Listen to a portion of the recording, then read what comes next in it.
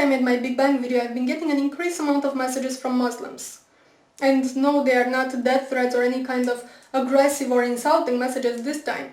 Instead, they are trying to bring to my attention that the Big Bang Theory, as it is explained and accepted by scientists today, was revealed in their holy book, the Quran, 1400 years ago before the theory even existed. And they argue this by bringing certain verses in the Quran which, interpreted correctly, they say, clearly describe the Big Bang cosmological model.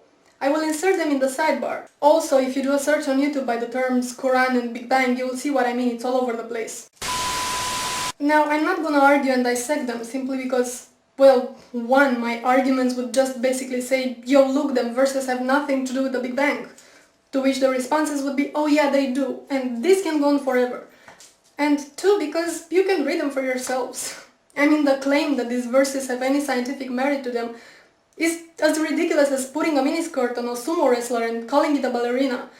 No. He's just wrong. So instead I'm just gonna ask one question to the Muslims making this claim. And not just this claim, because you see, while most Christian creationists try to negate science altogether, going, evolution? Where?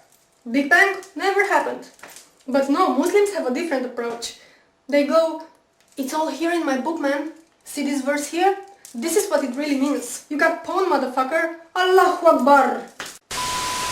So my question is this. If the Quran really predicted modern scientific theories, such as Big Bang and evolution, then why didn't you Muslims come up with those theories ages ago?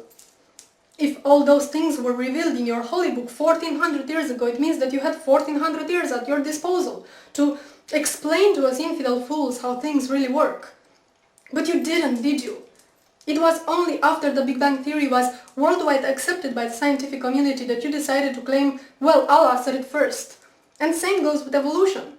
So, why? I'm just asking.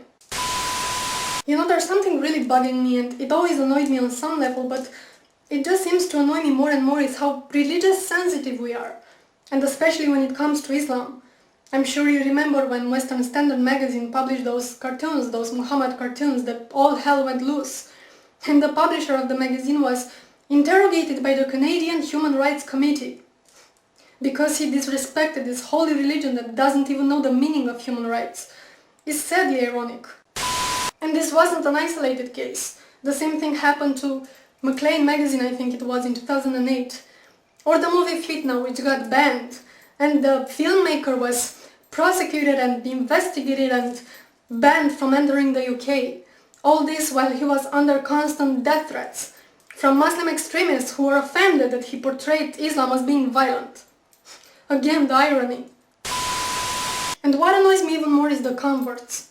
The people who weren't indoctrinated into this religion from childhood, but grew up exposed to human rights values.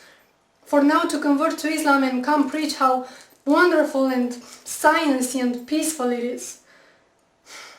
The religion of peace that punishes apostasy with death. Oh, how great it is to live in the Western society and get all religious sensitive and offended when a particular dogma is criticized. Do you know that 1/3 of the world doesn't even have religious freedom? And it's not a coincidence that those countries are so populated they account for almost 70% of the world population. Let me say this again. 70% of the world population doesn't have religious freedom. You will have to look at the calendar and see what year it is, and ask yourself, what the fuck? I like you.